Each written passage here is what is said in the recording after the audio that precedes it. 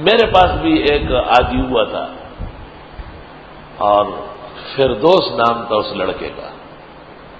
نئے نئے میں گلشن آیا تھا اور یہ نہیں، اس سے پہلے اور اس سے پہلے ایک مسجد تھی. یہاں پیچھے میرا کمرہ تھا جہاں آج کل ناظم صاحب کا گھر بنا ہے. ادھر ایک کمرہ تھا امام کا اور ٹین کا دروازہ لگا ہوا تھا.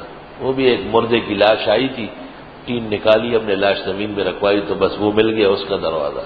اگر وہ مردہ نہ آتا تو ہمارا دروازہ ہی نہیں تھا.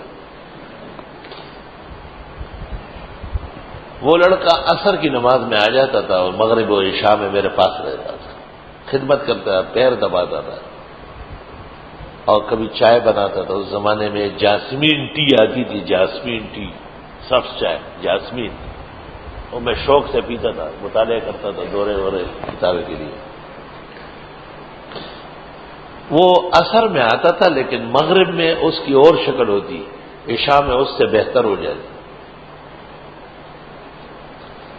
مجھے اس پہ شک ہو گیا کہ یہ کوئی اور مخلوق ہے. تو میں نے ایک دن، میں گاؤں سے آیا تو میں نے ان کو کہا کہ وہاں ایک بزرگ کے پاس 100 مسائل ہے شاہ اسحاق دہلوی کی، وہ نسخہ صرف ایک ہی ہے دنیا میں، مجھے دے نہیں رہے، فوٹو اسٹیٹ کر لوں گا، مطالعہ کر لوں گا.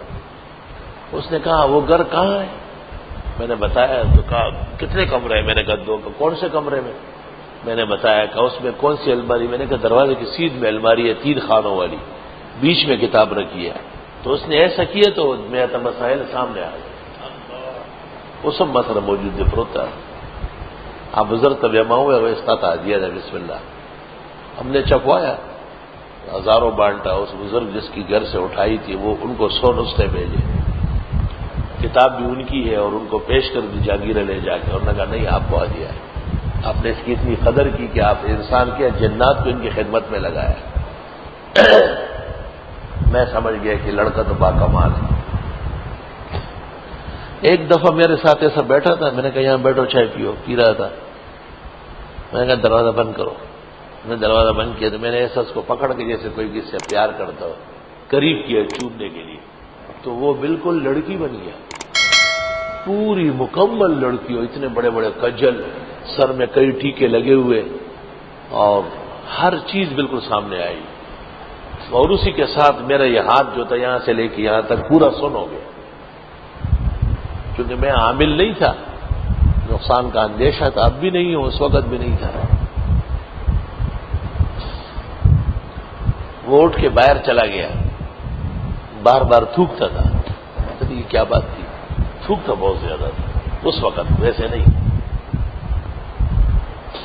پھر میں نے کوئی عمل کیا، پھر وہ آ گیا. آئی سمجھ. اور یہ شٹرنگ کا کام کرتا تھا، ان کے والد کی شٹرنگ تھی، وہ جگہ جگہ عمارتیں بنتی ہیں، لکڑیاں لگاتے ہیں نا، اس کا نگران تھا وہ بہت بڑا. لیکن حقیقت میں وہ لڑکا نہیں تھا، وہ جنیہ تھی، پری تھی، پری. خیر میں درس میں جا کے بیٹھ گیا.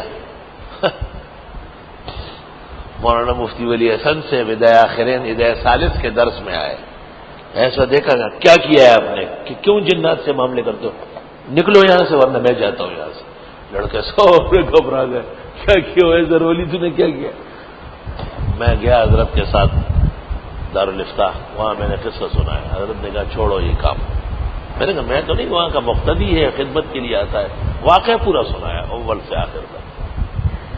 حضرت صاحب نے کہا کہ ان سے دور رہنے میں خیر ہے اور قیمتی آدمی ہو ضائع. میں نے بس وعدہ کرتا ہوں. پھر وہ آتا بھی تھا تو میں اس کو بلاتا نہیں تھا.